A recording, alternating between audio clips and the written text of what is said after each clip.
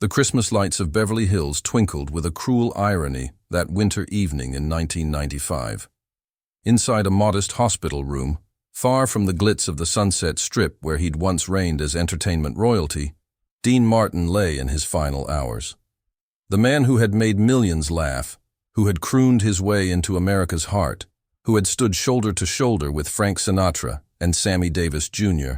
as part of the legendary Rat Pack, now faced something no amount of charm or talent could defeat: the weight of a secret he'd carried for 33 years.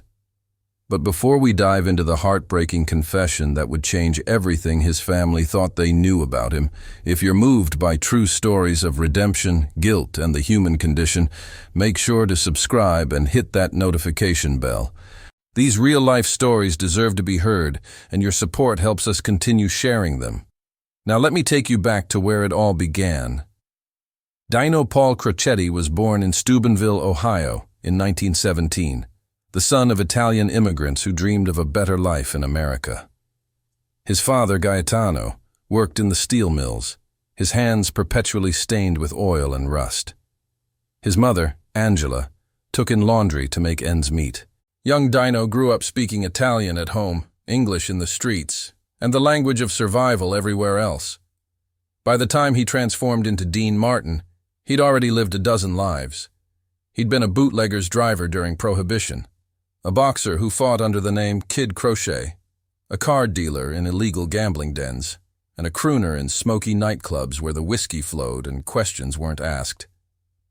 He understood the underbelly of the American dream, the shadow side of ambition. His breakthrough came in 1946 when he met a wiry, hyperactive comedian named Jerry Lewis at the Glass Hat Club in New York City. Their chemistry was instantaneous, electric, unprecedented. Martin played the smooth, unflappable straight man to Lewis's manic energy. Within months, they were the hottest act in America, commanding $15,000 a week, a fortune that would be worth over $200,000 today. Television embraced them. Hollywood threw open its doors. Between 1949 and 1956, they made 16 films together, each one a box office sensation. Dean Martin was living the dream he'd barely dared to imagine as a boy in Steubenville. But success, as he would learn, has a price that isn't always measured in money. In 1958, Dean made the decision that would haunt him for the rest of his life. He ended his partnership with Jerry Lewis.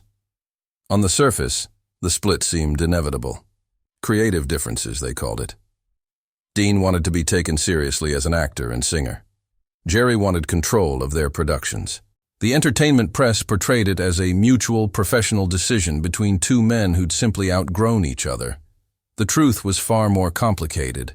What nobody knew, what Dean had hidden behind his trademark cool demeanor and that perpetual glass of whiskey, was that the split had been poisoned by jealousy, betrayal, and a single night in Atlantic City that changed everything. It was July of 1957, at the height of their fame. They were performing at the Claridge Hotel, their act polished to perfection. Dean's eldest son from his first marriage, Stefano, had just turned 17. The boy worshipped his father, wanted desperately to break into show business himself.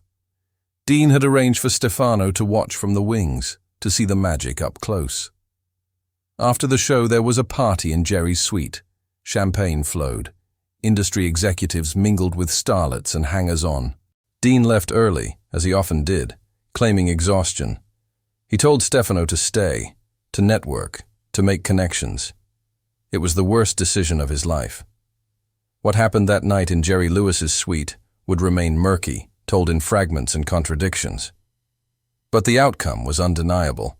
Stefano left Atlantic City a different person. He stopped calling his father. He abandoned his dreams of show business. Within 6 months, he'd moved to Oregon, cut off all contact with the family, and refused to speak his father's name.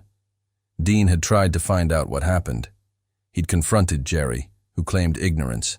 He'd begged Stefano to talk to him, but his son's silence was absolute. And in that silence, Dean's imagination had conjured horrors that may or may not have been real. Had Jerry said something? Done something?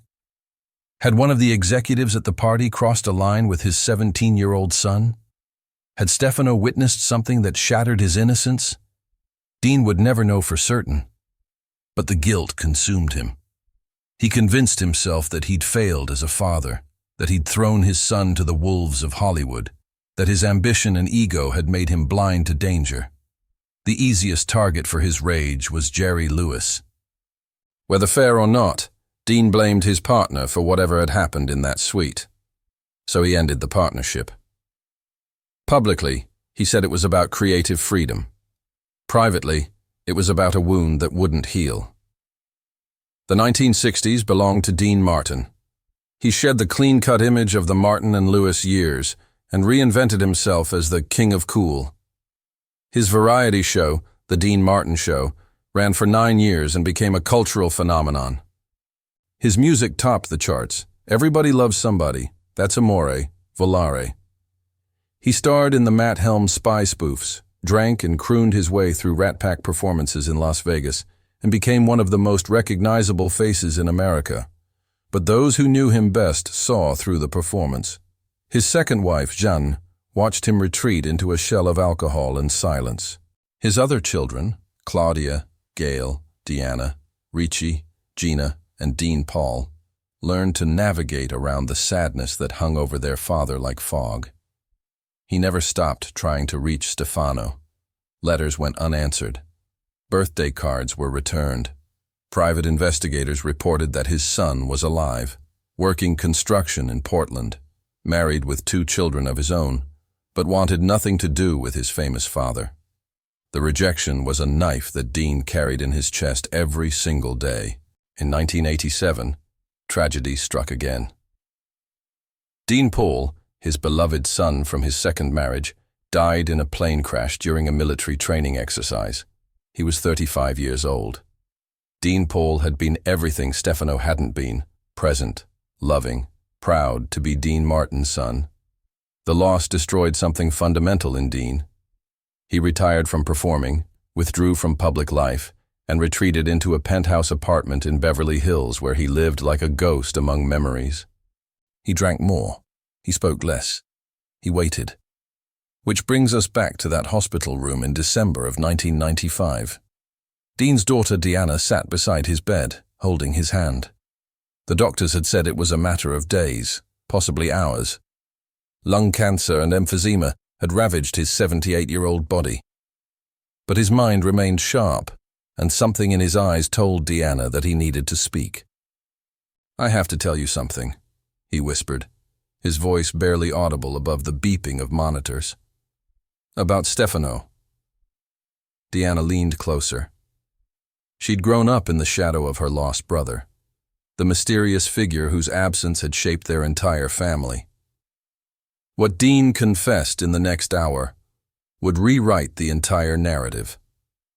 Jerry Lewis hadn't done anything to Stefano. There had been no assault, no cruelty, no Hollywood horror story. The truth was somehow worse in its simplicity. That night in Atlantic City, Stefano had overheard a conversation. Dean, drunk and speaking with a producer, had been complaining about his partnership with Jerry. But in his frustration, fueled by alcohol and exhaustion, he'd said something unforgivable. "Sometimes, I wish I'd never had children. They just get in the way of everything I'm trying to build." Stefano had been standing just outside the door, coming to say goodnight to his father. He'd heard everything.